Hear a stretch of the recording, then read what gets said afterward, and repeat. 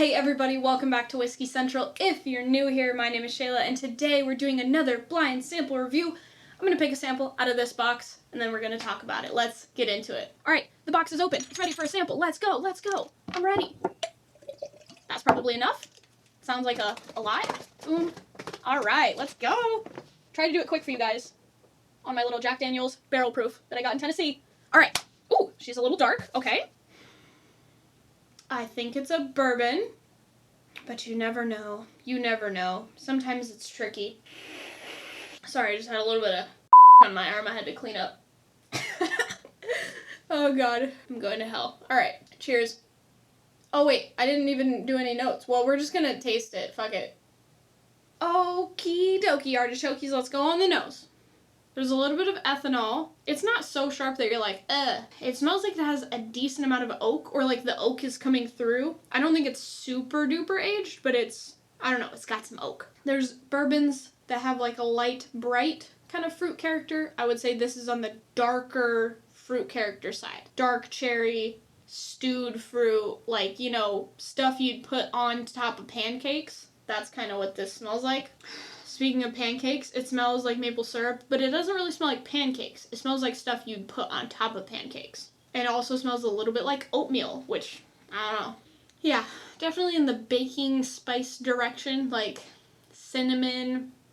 I don't know if clove necessarily, no, probably not clove. More in the cinnamony direction, but it's not too much. It's mostly that maple syrup and dark brown sugar kind of thing. Oak, like regular oak, but there's also a tiny bit of sawdust or something. Yeah, I don't know. It smells really good. All right, let's go on the palate. Tink.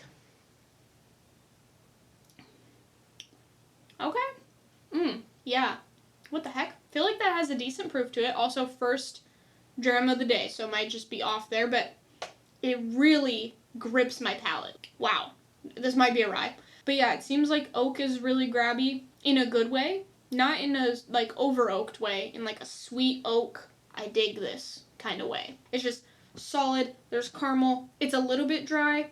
There's a little bit of an oak grip, but it's kind of, I say dry and then I say sweet oak, so it doesn't really make sense. But hopefully you guys know what I'm talking about. Like, there's a sweet oak, but the finish is a little dry, but not so dry that I'm like, ew. It's just a tiny bit, and it just makes you want to drink more. So, good design, if that's what they were going for. It's good. It's solid. I think there is some rye in there. This is what whiskey should taste like. It's so solid. Like, if you're trying to introduce somebody to whiskey, this might be a good one to go with. Have no idea what it is, but it tastes really good.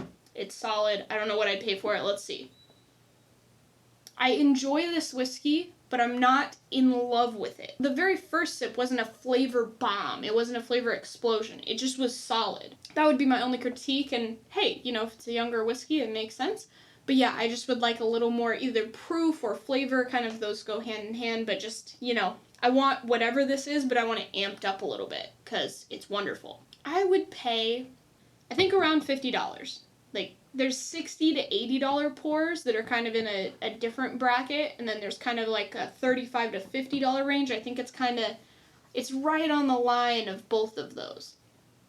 So it could kind of go, 60 is maybe a little too much for it, 50 is a pretty good value for it, somewhere thereabouts. So, alright, I've had like 25 sips of this. Let's figure out what the heck it is.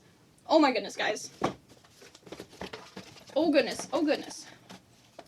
Oh, this is a Midwinter Night's Dram, Act 3, Scene 2, 98.6 proof rye blend. Alright, that makes sense. It was getting a little bit more rye. The more I sipped it, the more rye I was getting. 98, that's not a bad proof, but man, yeah, would I like to see this amped up to 120. I don't know, the more I was sipping it, the more, the lower proof it seemed. That was odd. That was odd. Okay, so yeah, I said I would pay $50 for this. I think it's not 50, it's probably somewhere around 80. I don't know the exact price of this. I've never seen one in the wild, but yeah.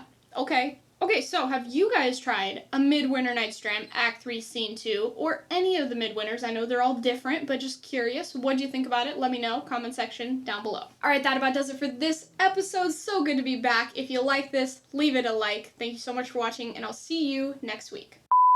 Camera was off. Damn it.